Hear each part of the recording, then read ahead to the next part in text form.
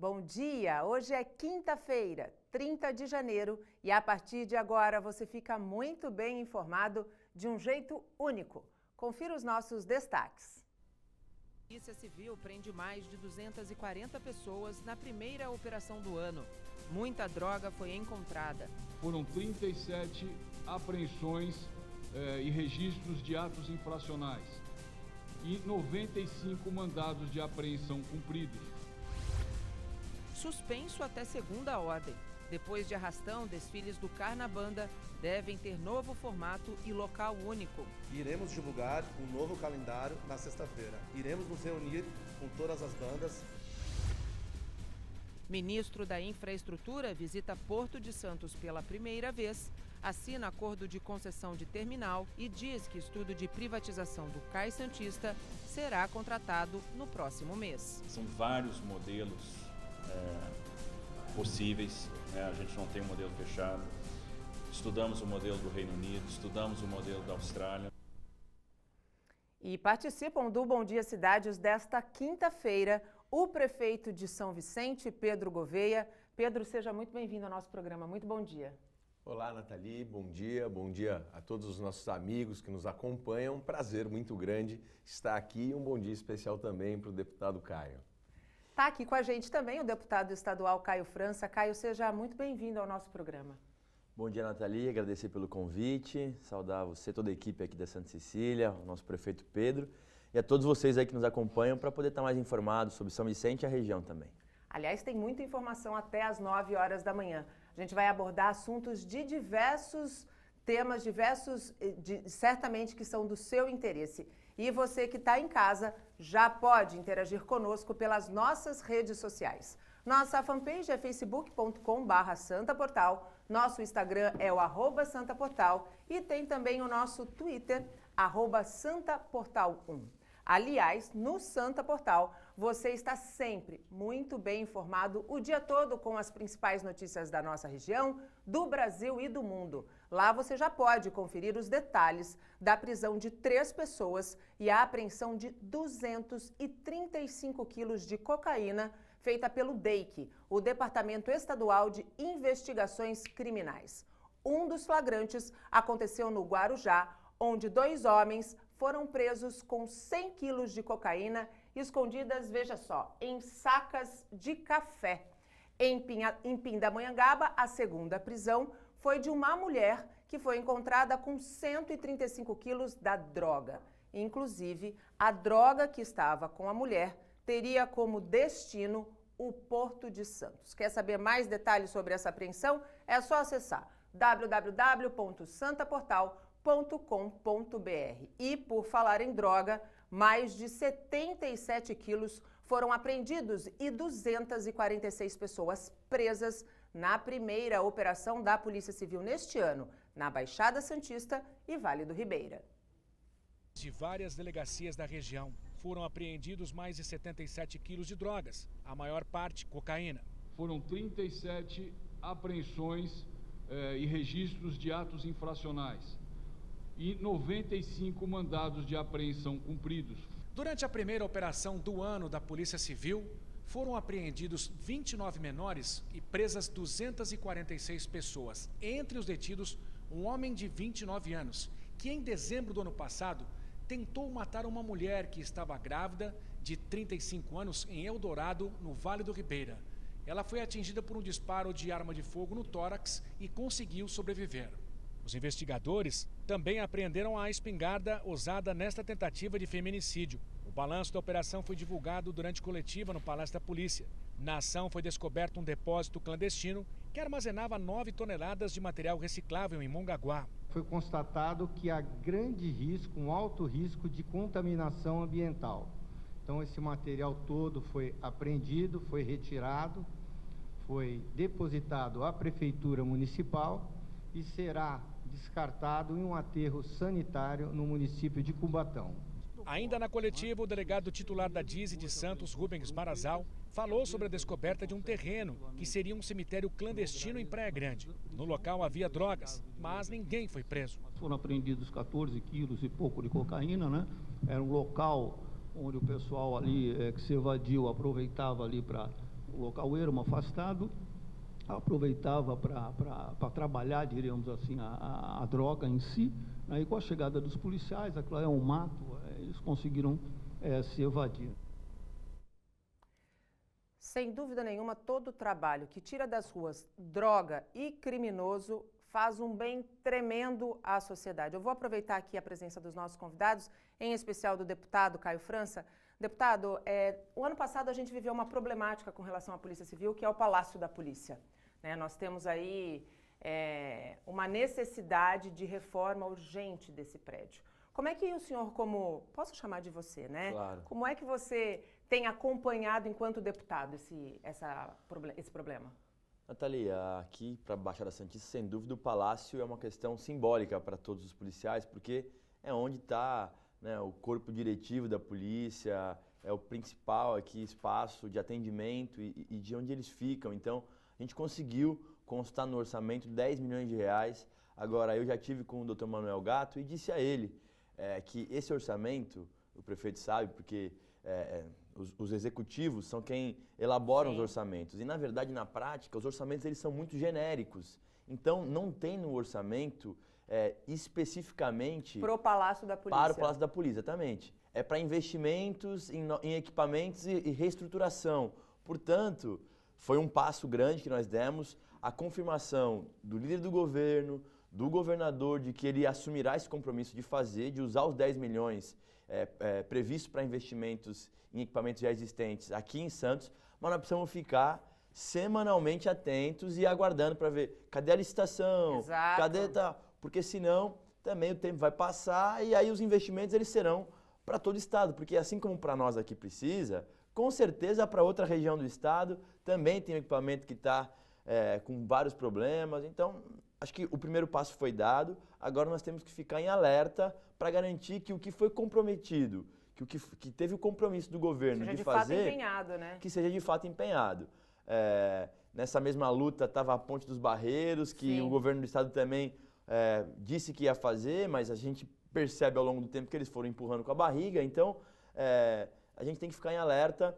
Eu e os meus colegas deputados estaremos lá presentes para poder garantir que isso possa acontecer. Está na Secretaria de Segurança Pública.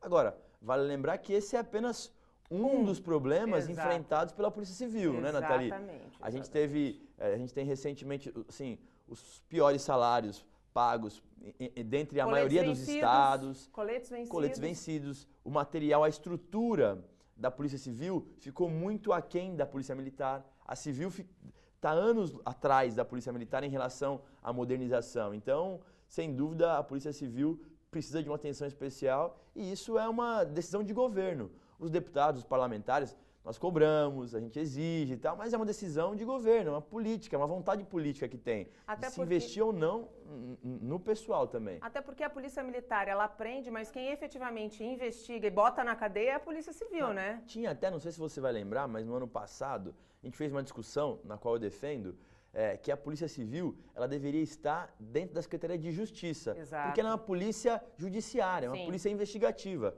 Chegou a ter um projeto da época do então governador Márcio França encaminhado para a Assembleia, mas deu muita polêmica. E aí, claro, na mudança de governo, o governador João Dória optou por mantê-la na Secretaria de Segurança Pública. A ideia era poder dar status aos policiais civis de uma polícia judiciária. Sim. E com isso, você teria condições de ter melhores salários, um orçamento específico, o que, claro, não separaria a intenção, a boa vontade e a amizade entre as duas polícias, que Porque tem que elas sempre precisam continuar. conversar, né? Nós precisamos se interligar. Sem Agora, dúvida. a decisão de colocação, né, de onde ela ficará dentro do organograma do Estado é diferente. Mas, assim, vamos acreditar que as coisas vão acontecer. Eu estou acompanhando de perto, meus colegas também lutaram muito para que isso pudesse acontecer. Agora nós vamos apertar esse ano para que, efetivamente, pelo menos no Palácio aqui da Polícia Civil de Santos, a gente consiga ter essa ampla reforma que não é barata. Não. Está prevista em 10 milhões de reais. Com certeza. Você falou num assunto que, aliás, hoje faz 60 dias, a Ponte dos Barreiros fechada, infelizmente. E é para lá que eu vou conversar com o repórter Fabiano Roma, que daqui a pouquinho também, numa próxima entrada, vai falar com o secretário Cação, vai trazer informações ao vivo. Mas agora, Fabiano, como é que está a situação por aí?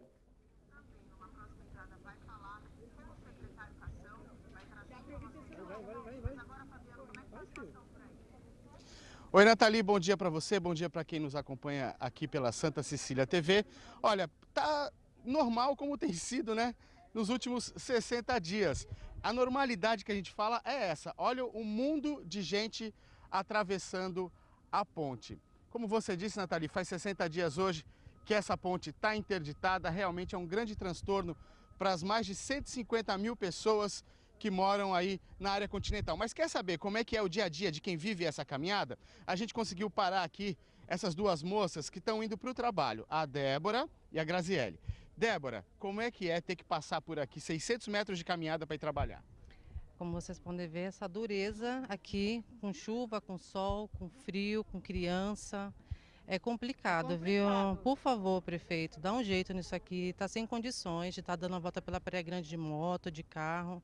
Quem não tem que enfrentar essa labuta aqui todo dia. Por favor, ajuda o povo está sofrendo. É isso aí, esse é o pedido aqui da dona Débora. Também tá a Graziele aqui. Graziele, você passa aqui todo dia, não é isso? Todo dia. Todo dia. Como é que tem sido enfrentar essa rotina aí? Olha, é complicado. Embaixo de sol, de chuva, de vento, de tudo. Cansa também, né? Cansativo. Ida e volta todo dia. Quanto tempo você está tendo que gastar a mais por conta dessa caminhada? Eu tô saindo pelo menos uns 30 minutos antes eu saio de casa. Para poder enfrentar isso aqui, esperar o ônibus do outro lado. Você mora em que bairro? No Quarentenário, primeiro bairro. E ainda mora perto relativamente, Moro perto. Você imagina para quem mora mais para dentro daí da área continental? Nossa, é complicado. Tá sendo muito difícil, muito mesmo. Tá certo, gente, obrigado. Olha, tenham um bom dia. Vocês viram aí como é que está sendo a realidade dessas pessoas. Olha, a história dessa ponte a gente pode falar que realmente é uma pequena novela. Faz 60 dias que ela está interditada. A ponte foi interditada depois que o IPT, o Instituto de Pesquisas Tecnológicas, divulgou um laudo afirmando aí que a ponte corria um risco de colapso parcial e até total. A prefeitura correu, contratou uma empresa de engenharia para ver se fazia uma nova avaliação e conseguia convencer o juiz para liberar a ponte pelo menos parcialmente, o que não aconteceu. A prefeitura tentou aí ajuda junto ao governo do estado para ver se resolvia.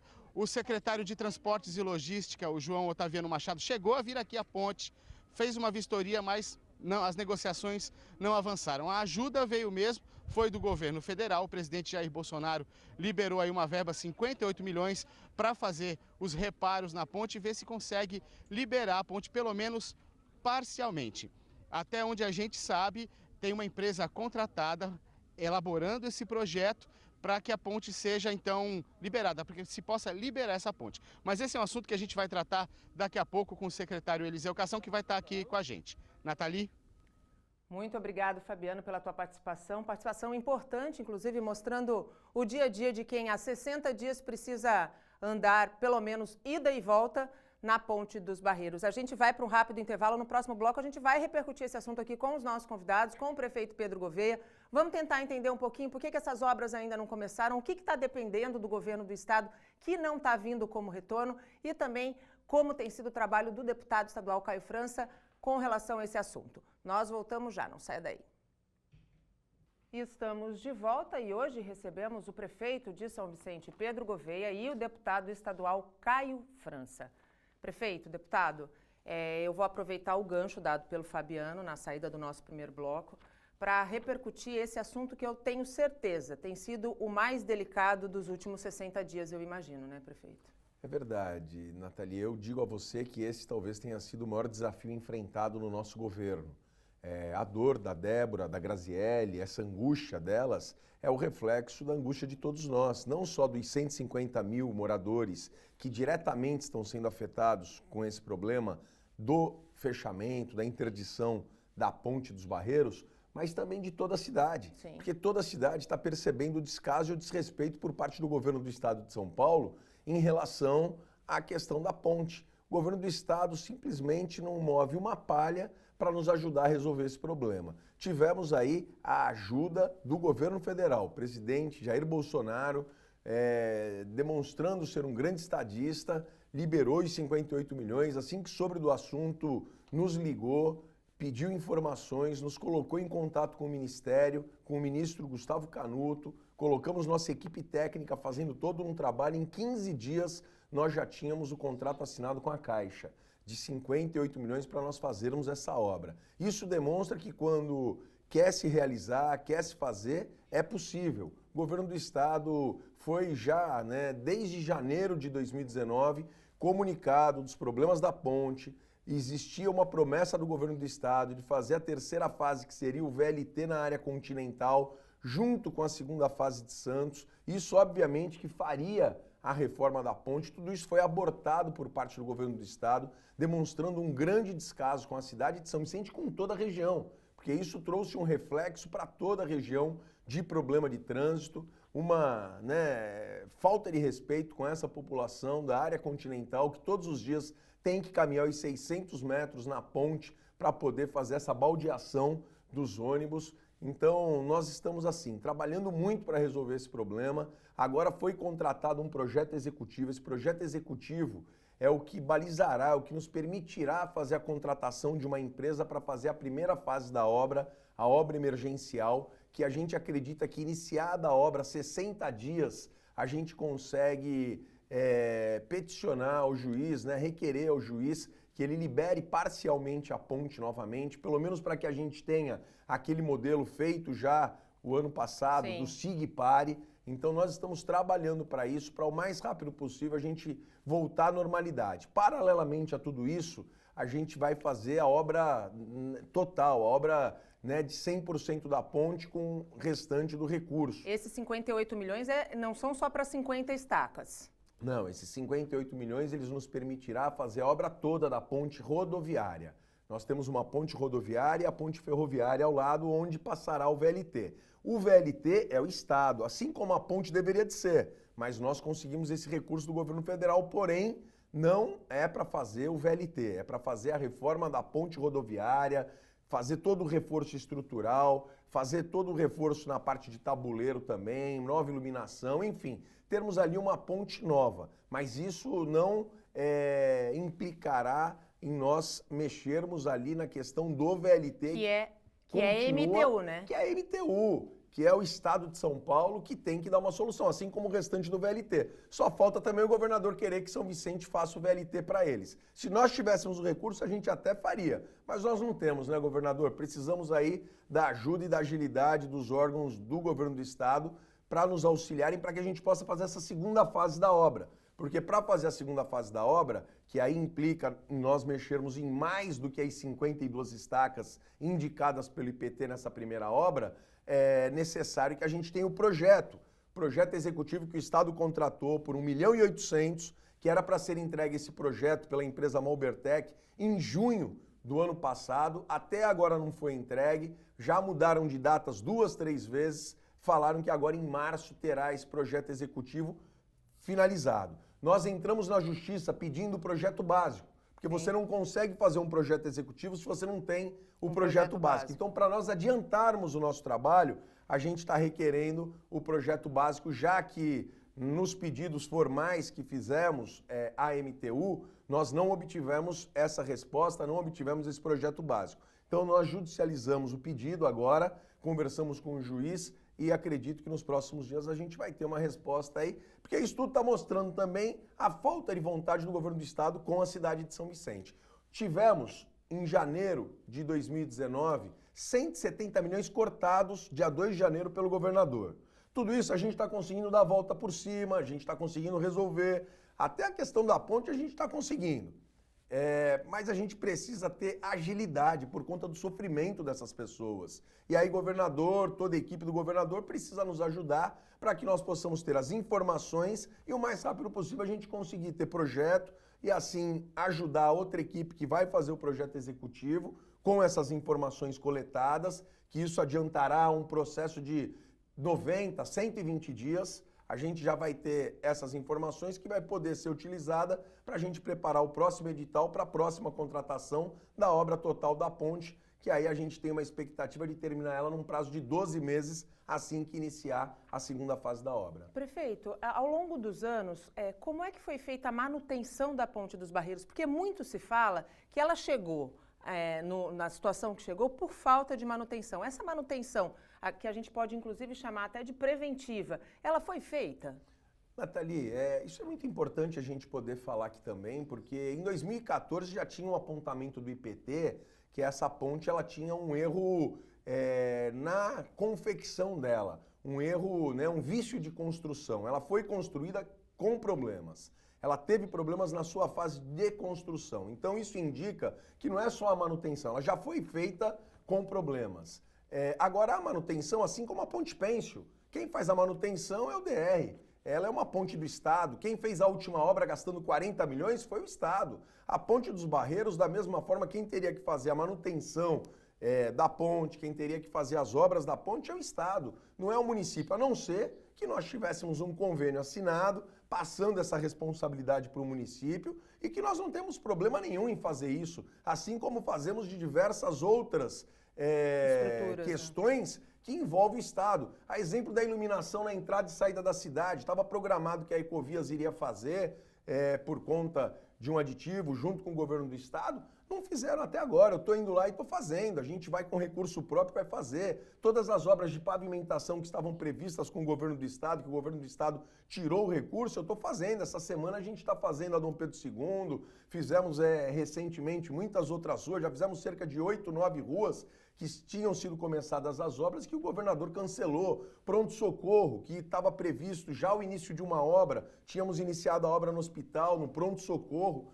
o governo do Estado cancelou, a gente está dando a volta por cima, vai ter pronto-socorro ainda esse ano, com recurso da iniciativa privada, sem a prefeitura colocar um centavo. Mas a questão da ponte, eu não quero nem mais o recurso do Estado. Eu quero só que o Estado tenha a sensibilidade de poder nos adiantar os estudos já feitos, contratados, pagos com dinheiro do povo, para que a gente possa agilizar os nossos trabalhos e, enfim, acabar, como o Fabiano falou, essa novela. E que essa novela tenha um final feliz para todos os moradores da cidade de São Vicente. A gente vai continuar lutando, brigando, mas eu garanto, essa ponte vai sair, essa obra será feita. O presidente pediu para que a gente dê o máximo possível de agilidade a essas obras. Hoje, antes de vir para cá, eu estava conversando com uma pessoa do governo federal para poder agilizar também algumas outras questões que envolvem a segunda fase da obra. Então nós não estamos parados, nós estamos trabalhando para conseguir entregar essa ponte o mais rápido possível, reabrir ela e dar vida normal às pessoas. E aí entra muito do trabalho dos nossos representantes na esfera estadual e na esfera federal, como por exemplo o deputado que teve diretamente nessa briga para liberação de recursos, destinou emendas para que essa obra pudesse começar, né? Ainda não começou, mas que pudesse ser viabilizada. Nathalie, a gente está acompanhando desde o início esse drama da cidade, né? Do prefeito, mas da cidade, dos moradores. E a gente, desde o início, tentou, com altivez, aí, explicar e mostrar ao governo do Estado as condições da ponte para que eles pudessem ser solidários. E por várias vezes estive na Malbertec, que é a empresa contratada para fazer esse projeto executivo que o prefeito falou. Estive na MTU por várias vezes. Conversei com o governador, com o vice-governador, com o líder do governo. Durante a votação do orçamento ainda, enquanto o presidente Bolsonaro não tinha sinalizado que iria fazer, destinar os 58 milhões de reais, a gente conseguiu constar no orçamento que o governo do Estado se responsabilizaria pela Ponte dos Barreiros, assim como o prefeito já falou, porque lá atrás, em 95, foi o próprio governo do Estado que concluiu a sua obra, inclusive nomeando a então Ponte dos Barreiros como Ponte à Tribuna. Então fica muito óbvio, porque só dá nome a quem é dono, né? Ninguém dá nome para o filho dos outros, só dá nome quem é o pai. Então é por isso que é muito claro as responsabilidades de cada um. Independente disso, e aí tem uma questão que é forte, que o presidente percebeu que o maior patrimônio de qualquer governo, independente de competências, é o povo. E a atual situação do povo da área continental é essa humilhação de ter que enfrentar 700 metros andando, chuva, sol, criança, pessoas com deficiência, idosos. Então, assim, a gente está agradecendo mesmo ao presidente Bolsonaro e agora tem essa questão que envolve o projeto executivo, que eu hoje ainda vou tratar do assunto na MTU, já falei com o presidente da MTU para que ele possa ser sensível a essa situação. A empresa está até constrangida, porque eu ligo semanalmente para eles, para poder falar o que aconteceu, o que mudou. Porque aí você vai conhecendo o projeto, Nathalie, a própria empresa também terceiriza alguns serviços. Sim. Porque ela não consegue fazer tudo. Sim. O serviço de mergulhar, para poder verificar as estacas e tal. Então, você vai vendo que cada um já fez a sua parte. Ou Sim. seja, eu desconfio que já está praticamente pronto. E que agora falta simplesmente entregar para a MTU. Mas quando entregar para a MTU, nós vamos ter que ter acesso também, porque o acesso é público. E aí eu percebo que há um jogo de empurra aí por parte do governo do estado que nós vamos ter que tentar resolver. Então, agora, minimamente, o projeto básico está pronto. Passa o projeto básico para a gente, para que a gente possa adiantar os trabalhos, para que a gente possa dar uma dinâmica e não ficarem as pessoas sofrendo esse tempo todo. Ô, Nathalie, e aí também falando, porque ao longo desse período, outros convênios com outros municípios foram firmados. E aí, assim, convênios que foram firmados muito mais rapidamente, sendo que são assuntos que vieram à tona muito mais rápido do que no caso da ponte. A ponte dos Barreiros já é um assunto que está há muito tempo. Então, assim, no meio desse caminho, vários convênios pelo menos desde 30 de novembro, né? Pelo menos isso. Fora lá atrás, que já tem um pedido exato. nosso anterior. Então, assim, é claramente uma demonstração de negligência em relação à questão da ponte dos Barreiros. A gente está conseguindo fazer a nossa parte. Acho que ainda em fevereiro a ideia é que possa fazer já a licitação emergencial. Então isso vai da obra emergencial desses 50 pilares, que é o que a gente quer a liberação da ponte o quanto antes, mas com segurança aos moradores. Então a gente vai conseguir iniciar isso em fevereiro. A expectativa é que em 60 dias, a partir do momento de início, dias, a partir do início da obra, a gente consiga concluir essa parte. Então você vai conseguir fazer a liberação da ponte, mas claro que a gente quer a reforma completa da ponte também. Né? Que isso é um pouco mais de tempo, porque são 600 estacas que estão lá e que precisam ser reformadas também, a maioria delas. Mas precisa dar o primeiro passo para liberar esse tráfego. Pronto, minimamente. Porque... Dar agilidade, uma resposta para que a gente consiga a liberação, mesmo que parcial. Mas dessa forma a gente continua trabalhando, porque para fazer a obra da ponte, você não precisa depois parar e interditar ela, a ponte novamente. Porque você vai fazer primeiro toda a estrutura dela, que é a estrutura que está por baixo do tabuleiro. Depois você vai mexer no tabuleiro, que é a parte de cima. Quando você mexer no tabuleiro, você aí vai fazendo também parcialmente. Exatamente. Então a gente quer devolver a tranquilidade, a vida normal dessas pessoas que todos os dias passam pela ponte. A gente, no próximo bloco, vai conversar com o Fabiano, que está com o secretário Cação, vai falar um pouquinho mais sobre a Ponte dos Barreiros. Mas antes da gente ir para o break, eu gostaria de retomar um assunto que abriu o nosso jornal ontem. Aquela baderna, aquele arrastão generalizado no Gonzaga durante o desfile de uma banda. Depois do que aconteceu, vai ser indicado um novo formato e um novo calendário. Os desfiles estão suspensos pelo menos até amanhã. Veja só. Na coletiva foi feito o anúncio. Estão suspensas as bandas de rua em Santos, pelo menos até a próxima sexta-feira. Iremos divulgar um novo calendário na sexta-feira. Iremos nos reunir com todas as bandas no dia de amanhã para fazer uma reunião de trabalho com eles, assim como nós temos feito periodicamente com o Comitê de Segurança. Também estavam na entrevista coletiva o secretário de Segurança de Santos, Sérgio Delbel, e o comandante do 6º Batalhão de PM do interior. O major ressaltou que o policiamento era suficiente no evento.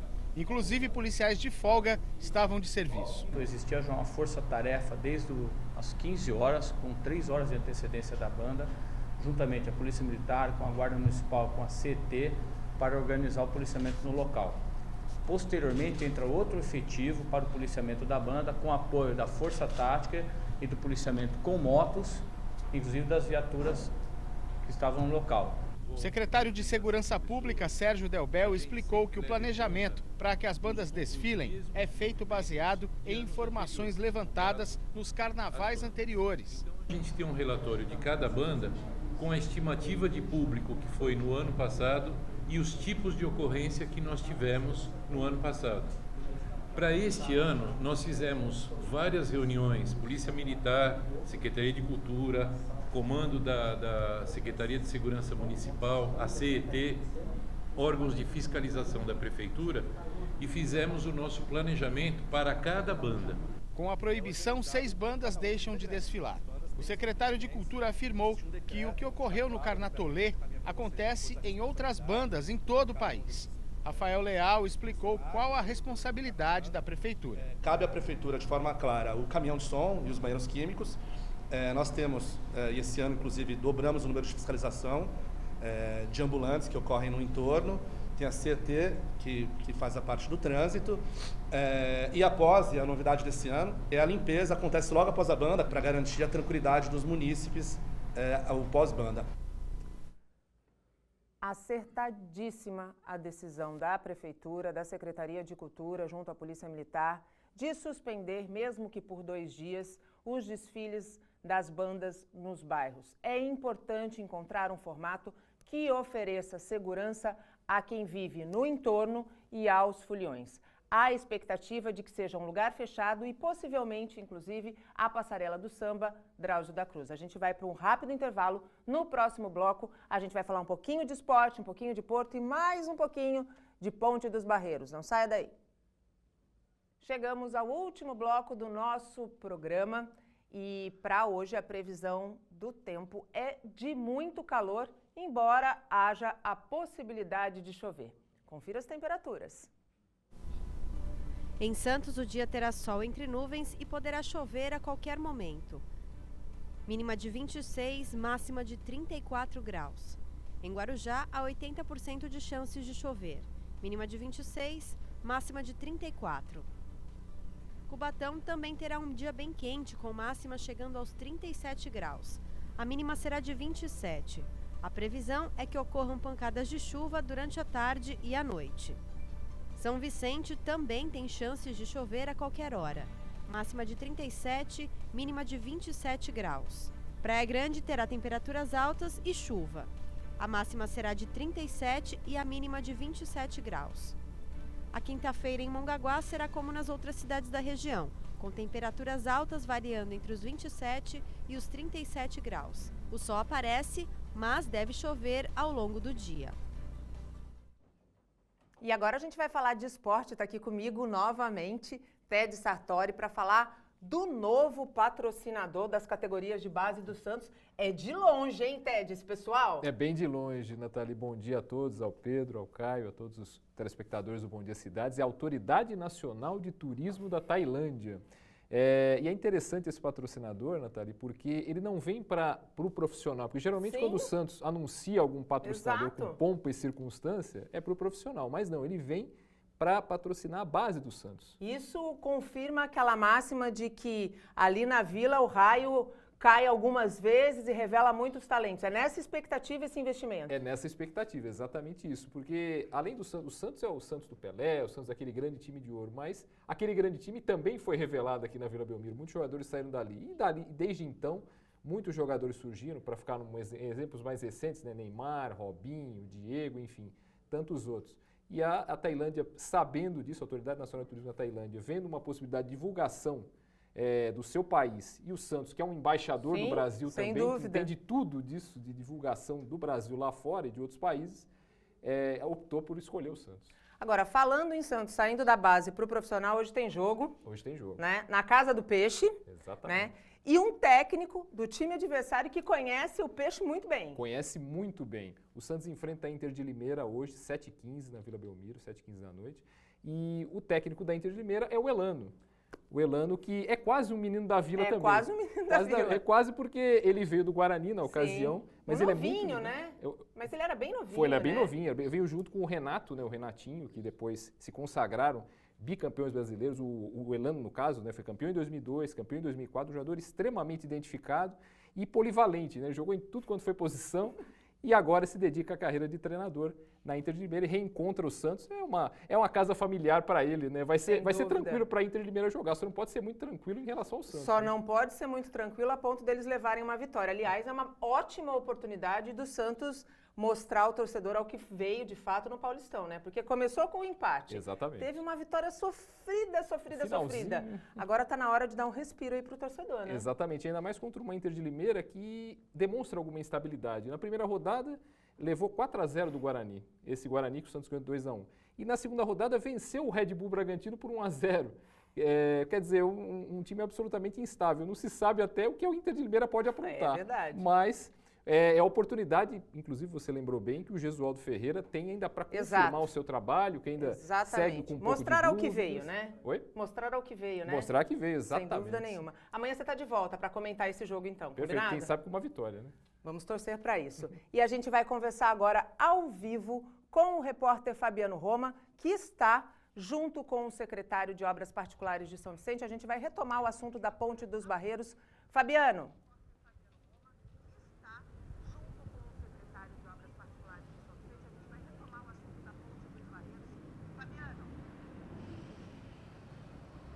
Nathalie, você disse muito bem, eu estou aqui com o secretário Eliseu Cação. A gente sabe que o prefeito e o deputado já adiantaram bastante, explicaram bastante coisa para a gente, né, secretário? Mas vamos reforçar aqui. Bom, quando tem que ser entregue o projeto para que vocês possam dar andamento aí para esse processo todo? Bom dia, Roma, bom dia, Nathalie, bom dia, prefeito Pedro Gouveia, bom dia, deputado Caio França. A previsão de entrega dos projetos é para sexta-feira agora. Segunda-feira já temos uma reunião agendada com a Caixa Econômica Federal, que é o órgão gestor desse contrato, e faz essa interface com o governo federal, que vai nos auditar e vai verificar todas as quantidades, os projetos, enfim, as especificações para dar prosseguimento ao processo.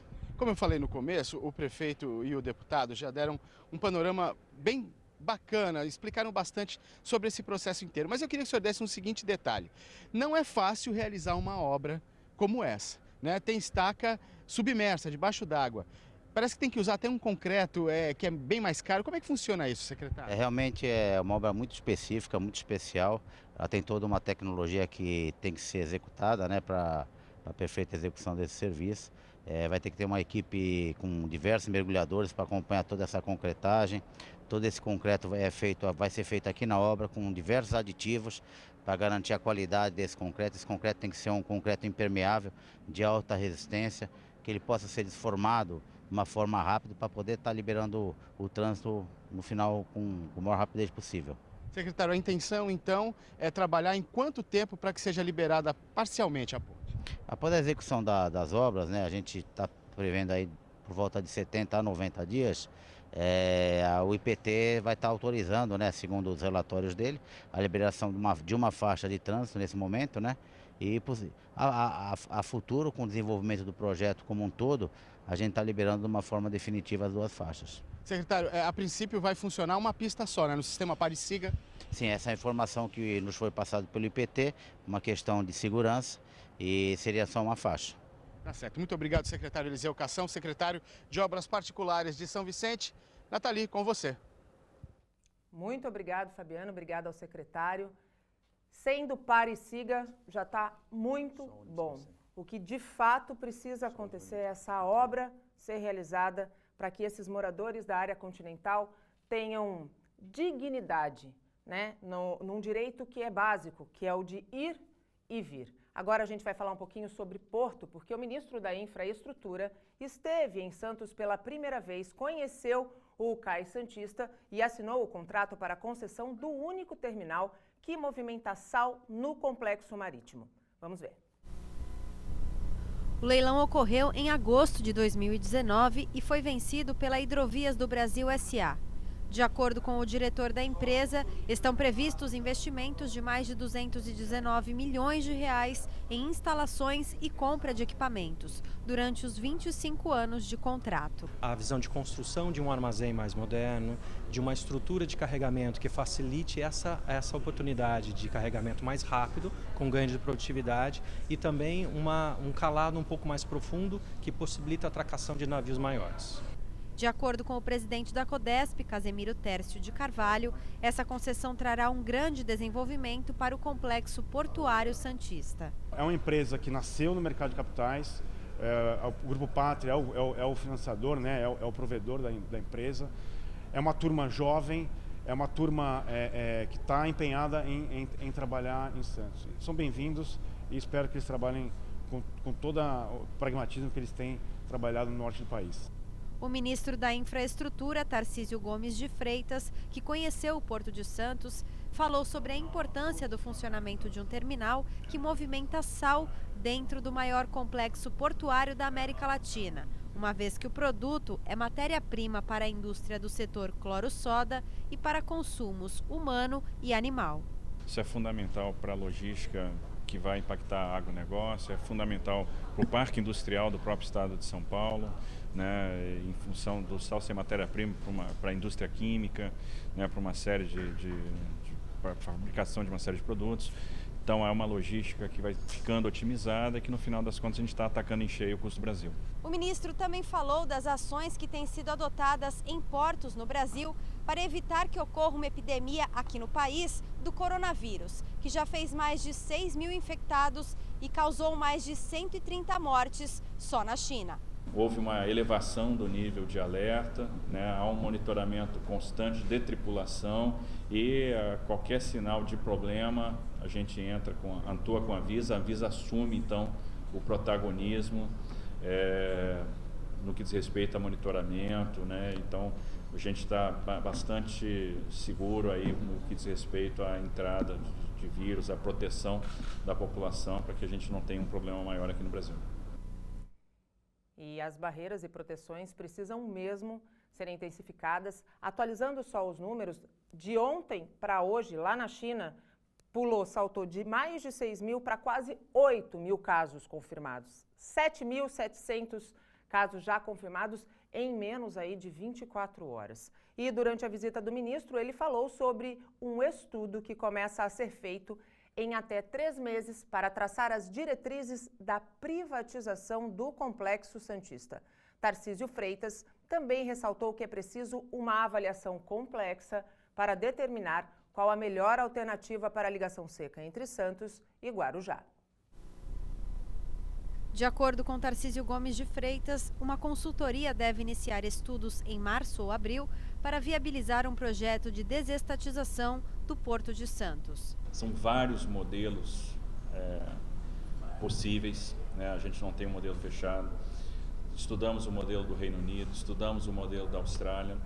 A gente deve fechar todas as tratativas para a contratação do BNDES agora em fevereiro e o BNDES então inicia a contratação, de maneira que março, abril a gente deve ter a consultoria contratada e vamos iniciar os estudos. O ministro ainda falou sobre o projeto de uma ligação seca entre Santos e Guarujá.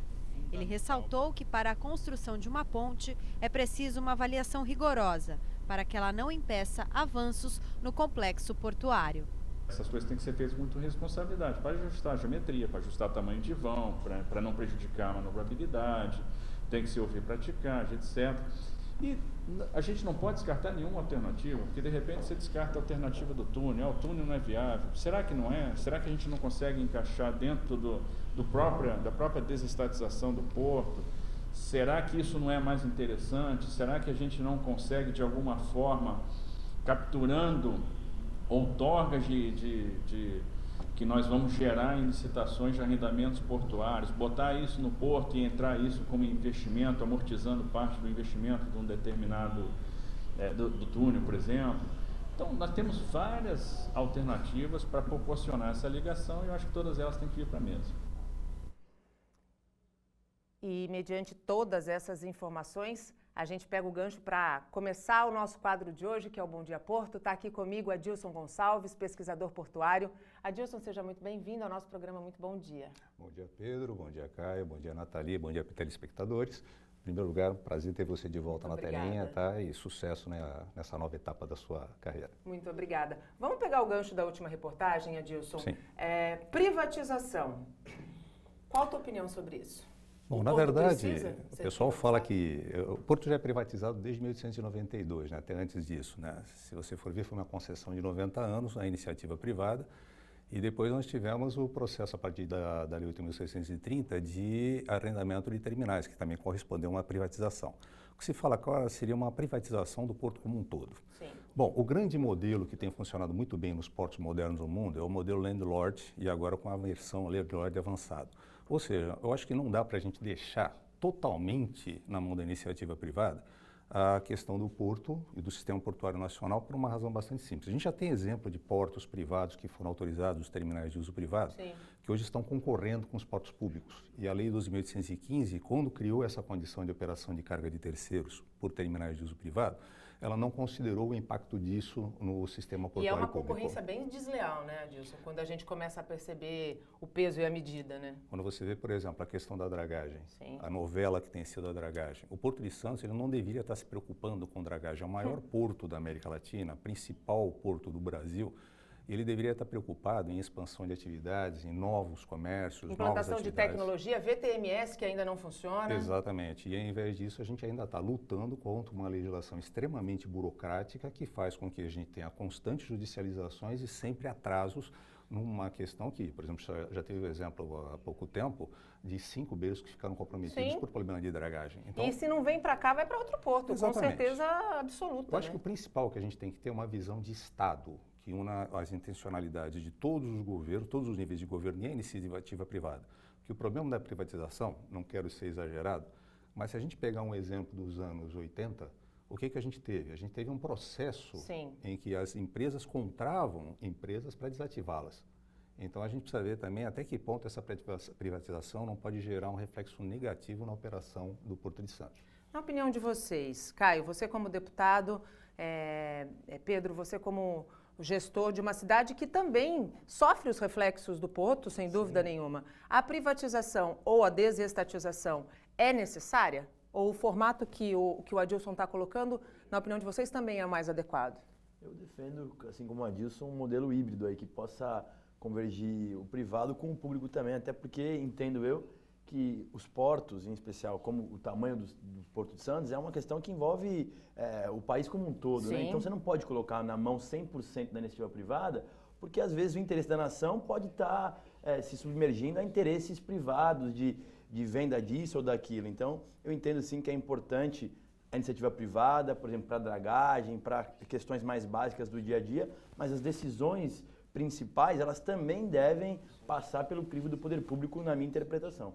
E você, Pedro? Sou super favorável à privatização, mas existem determinados temas que a gente não pode colocar no mesmo na mão balaio, do privado. Né? Então, a questão do porto é uma das questões que a gente precisa trabalhar em conjunto. Tem que fazer uma administração mista com o público e com o privado. Esse é o melhor caminho para que a gente mantenha o controle, mas que a gente consiga, através do privado também, ter agilidade e qualidade nos serviços oferecidos. Então, a gente precisa casar as duas frentes e fazer uma administração mista. Isso é o que vai trazer maiores resultados para um porto do tamanho do Porto de Santos e que, de fato, envolve muitas pessoas que moram na cidade de São Vicente, muitos trabalhadores dentro do porto. Então, esse reflexo regional é esperado por todos, desde que a gente tenha uma atuação e uma administração de resultados. Agora, essa diminuição de distância, de interlocução, ela é também muito necessária, né? Porque hoje a gente fala com Brasília. O ministro esteve aqui pela primeira vez, né? Não conhecia o cais santista e muitos executivos que estão em Brasília sequer imaginam o tamanho do nosso porto, né? Então, assim, essa diminuição de distância mesmo, para que a gente tenha respostas, também ajuda na celeridade dos processos, né, Adilson? Só citando uma questão que a Lei 12.815, quando centralizou as decisões do setor portuário nacional em Brasília, que foi um grande pecado, vamos dizer assim, foi a questão da perda do caráter deliberativo dos conselhos de autoridade portuária. Né? Exatamente. O CAP, para quem não conhece, ele é composto por 4 blocos. Um bloco governamental, um dos operadores portuários, um dos usuários do porto e um dos trabalhadores portuários. E na época em que ele era deliberativo, que foi a época que a gente experimentou os principais avanços, desenvolvimento, aumento de produtividade no Porto de Santos, você tinha decisões locais. E na época, em 2012, a grande expectativa que havia é que a mudança que deveria ser feita, muitos falavam, vamos aprimorar o 8.630, vamos mudar o marco regulatório. O que se esperava era uma maior regionalização. Sim. Porque eu não consigo entender, por exemplo, você pega no caso do Porto de Santos, a instalação é federal, os acessos ferroviários são concessões federais, mas os acessos rodoviários são concessões do Estado. Exato. E todo o impacto existe nas cidades. Nas cidades. Cubatão, Santos, Guarujá. Então, eu acho que não é possível a gente pensar no desenvolvimento do porto, em uma relação porto-cidade interessante, agradável, amigável. Que precisa começar a acontecer, né, Adilson? Se a gente não tiver essa conjunção entre governo e iniciativa privada. Em termos de portos, o fundamental que a gente vê, e a gente tem visto isso exemplos no mundo, nos casos de revitalização e de atuação conjunta, é que o cidadão tem que ter uma consciência de que o porto é importante para a cidade. Exatamente. Tá? Ele não é um inimigo da cidade, Da mesma forma que o porto tem que ter consciência da importância da cidade. Os serviços são prestados nas cidades, os empregos, os trabalhadores do porto são da região. E tudo isso atrai uma série de coisas, como turismo empresarial, uma série de fatores. Gira uma roda econômica absurda. E aí você tem até, que é o fundamental de tudo, é você ter uma conjunção entre os planos do porto e os planos das cidades. Sim. De forma que você garanta condições para a expansão de atividades portuárias sustentáveis próximas ao porto, que é o que a gente não tem ainda no Porto de Santos. Próximo dia 2, domingo, o Porto completa 128 anos. De tudo que nós falamos, a gente tem pouco mais de 3 minutos para acabar o nosso jornal. Esse é o principal desafio? Estabelecer uma relação porto-cidade verdadeira, íntegra, de uma linha só e não tão conflituosa? Com certeza, Nathalie. O que a gente precisa realmente é ter essa conjunção de esforços e, principalmente, o pessoal tem que aprender, do lado do porto, a gostar da cidade, e tem muita gente que gosta porque mora aqui, e do lado da cidade tem que aprender a gostar do porto. Tem que ser uma atividade. Nós fazemos parte de uma associação para a colaboração entre portos e cidades com sede na Itália, e um dos motes que são colocados pelo presidente é que o mais importante na relação porto-cidade é a convivência. Sim. Então tem que viver junto e trabalhar junto em função do desenvolvimento de ambos, tá? Reduzir os conflitos existentes, evitar que novos ocorram e, principalmente, continuar gerando emprego, ampliar a geração de emprego, gerar nova economia e não esqueçamos, estamos no estado de São Paulo, que é o mais industrializado do Brasil, e nós somos basicamente exportadores de commodities, mesmo em containers. Então a gente precisa trabalhar em cima disso. Muito obrigada, Adilson, pela tua participação. Seja sempre muito bem-vindo, com informações extremamente esclarecedoras. Muito obrigada. É sempre um prazer participar com você dessas atividades e a gente está sempre à disposição quando for necessário. Aliás, a gente está acabando o programa, mas a gente não pode esquecer, Porto tem que ser discutido metropolitanamente, né, Caio? Com certeza, não, acho que é um craque aqui, né, para a gente falar sobre Porto, é um assunto que a gente luta há muito tempo, talvez agora o ministro Tarcísio, pelo menos eu, é uma pessoa que eu gosto bastante, simpatizo com ele, acho que é uma pessoa ativa e quem sabe agora a gente não consiga avançar nesse sentido da regionalização, de ter pessoas que estão mais próximas aqui e que as decisões possam também ser tomadas aqui. E mais que isso, que entendam do Porto, né? É verdade.